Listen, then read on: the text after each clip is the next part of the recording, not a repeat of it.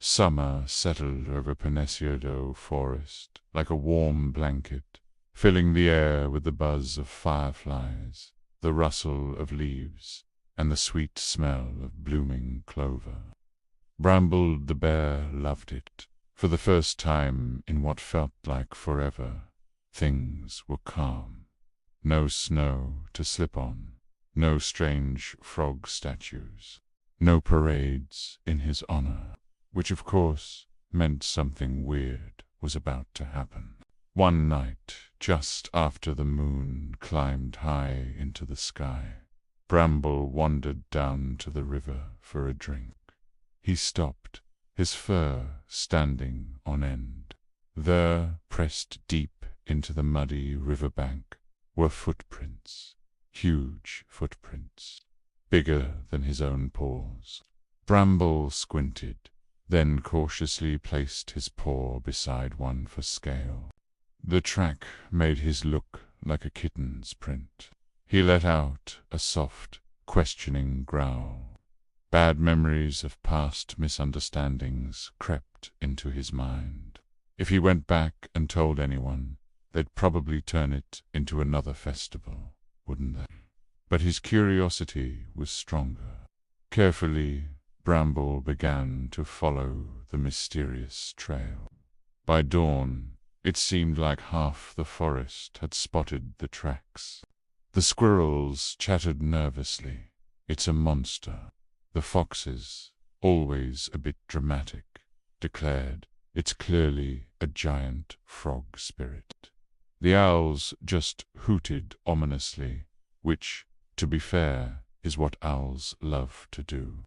Mosswhisker, the lynx, never one to miss an opportunity for organization, promptly formed a crisis committee, complete with a handmade sash. All Bramble wanted was a normal, quiet day. But then Mosswhisker barked, "Bramble, you're our official monster expert." Bramble just blinked. "Of course," Mosswhisker continued. "You've survived dizzy spells, hunters, frog statues, and countless festivals. Your experience is unmatched." Bramble sighed. It was the deepest, most tired sigh a bear could possibly manage. Naturally, it wasn't long before the park ranger arrived, her trusty notebook in hand. "Oh, wow," she said, examining the prints. "These are unusual."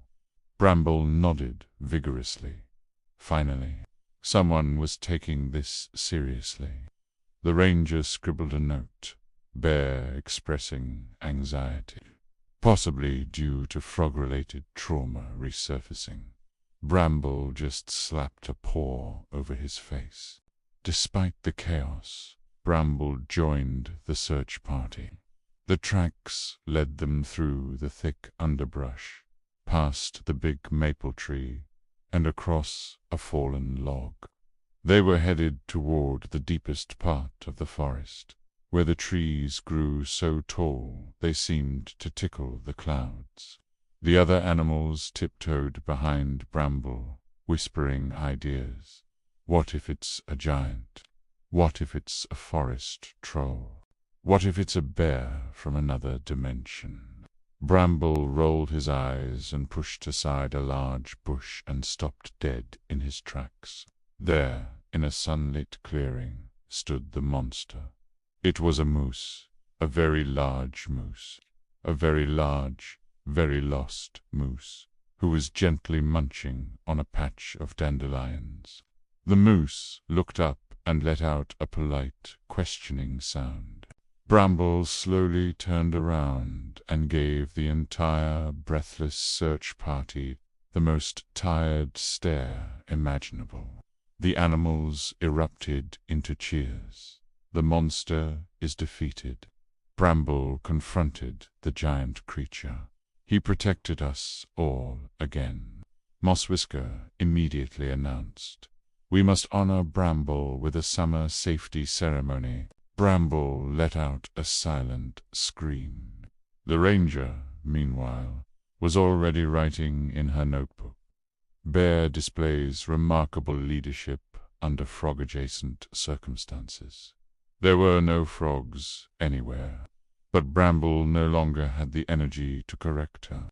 The Musu's name, as the ranger later discovered, was Juniper. Turned out to be friendly, calm, and extremely patient with Bramble's exhausted expressions.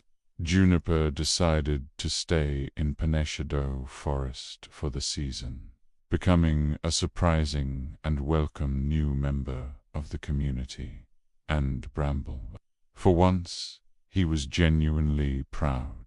He hadn't caused the chaos. He hadn't started a rumor. He hadn't been chased or misinterpreted. Well, not too much. He'd actually solved a mystery, even if it was just a moose. That evening, as the forest celebrated Juniper's arrival, not Bramble's heroism.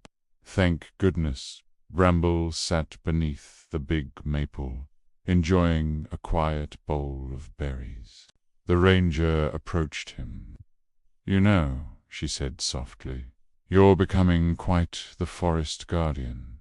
Bramble blinked in surprise.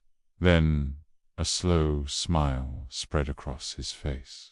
Maybe, just maybe, his reputation wasn't so bad after all.